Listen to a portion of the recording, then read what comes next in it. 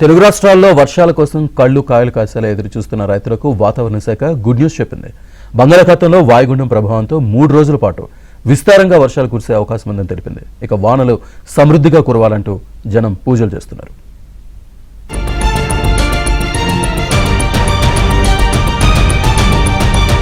బంగాళాఖాతంలో ఏర్పడిన వాయుగుండం ఒడిశా బెంగాల్ తీరం వైపు కదులుతోంది. ఆంధ్రప్రదేశ్లోని శ్రీకాకుళం, విజయనగరం, మన్యం, అల్లూరి, విశాఖపట్నం, కోనసీమ జిల్లాల్లో తేలికపాటి నుంచి మోస్తారు వర్షాలు కురిసే అవకాశం ఉంది. తీర ప్రాంతాల్లో గంటకు 55 నుంచి 65 కిలోమీటర్ల వేగంతో బలమైన ఈదురుగాలులు వీస్తాయని హెచ్చరించారు. తెలంగాణలో హైదరాబాద్తో పాటు వివిధ జిల్లాల్లో రానున్న కొన్ని రోజుల పాటు వర్షాలు పడే అవకాశం ఉంది.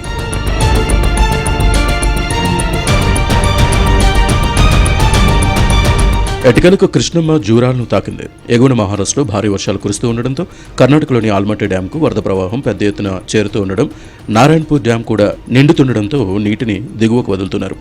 నారాయణపూర్ ప్రాజెక్టు నుంచి 35,000 క్యూసెక్ల నీరు వస్తోంది. ఆల్మట్టిలో వరద ప్రవాహం ఇదే తరహాలో కొనసాగితే శ్రీశైలం ప్రాజెక్టుకు ప్రవాహం మొదలయ్యే అవకాశం ఉందని జలవనరుల శాఖ అధికారులు చెబుతున్నారు. జూరాల ప్రాజెక్టు పూర్తిస్థాయి మట్టానికి నిల్వలు చేరిన తర్వాతే ఎత్తిపోతల పథకాలకు, కాలువలకు నీరందిస్తామని అధికారులు తెలిపారు. మత్స్యకారులు అప్రమత్తంగా ఉండాలని సూచించారు.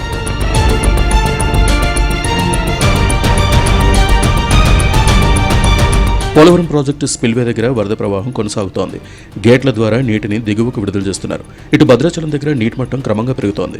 వరద ప్రవాహం ఉధృతంగా మారే అవకాశం ఉండడంతో లంక గ్రామాల ప్రజలను అధికారులు అప్రమత్తం చేశారు.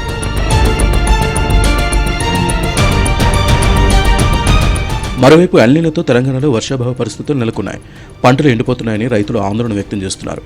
జగిత్యాల జిల్లా సిరికొండలో జలంధర్ అనే రైతు వినూత్నంగా నిరసన వ్యక్తం చేశాడు. మేడిగడ్డ బ్యారేజ్ మరమ్మతులు పూర్తి చేసి రివర్స్ పంప్ ద్వారా వరద కాలువకు నీటిని విడుదల చేయాలంటూ తన పొలంలో వరి నాటుతో అక్షరాలు రాశాడు.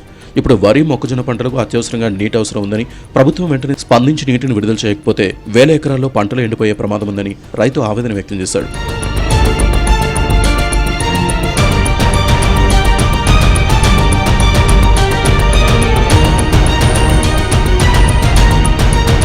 తెలంగాణలో వర్షాలు సమృద్ధిగా కురవాలంటూ కొమరవెల్లి మల్లికార్జున స్వామి ఆలయంలో వరుణ హోమం, 108 ఘటాలతో అభిషేకం నిర్వహించారు. అటు నాగర్ కర్నూలు జిల్లా కల్వకుర్తిలో వర్షాల కోసం మహాయజ్ఞం 8 రోజులుగా కొనసాగుతోంది. అటు వరంగల్ ఎనిమాముల వ్యవసాయ మార్కెట్లో వర్షం కోసం యాగం నిర్వహించారు. భూపాలపల్లి జిల్లా కాళేశ్వరం దేవాలయంలోనూ వరుణ యాగం చేశారు. ఇక అనంతపురం జిల్లా పంపునూరులోనూ సుబ్రహ్మణ్యేశ్వర స్వామి ఆలయంలో సహస్ర ఘటాభిషేకం, వరుణ హోమం చేస్తున్నారు.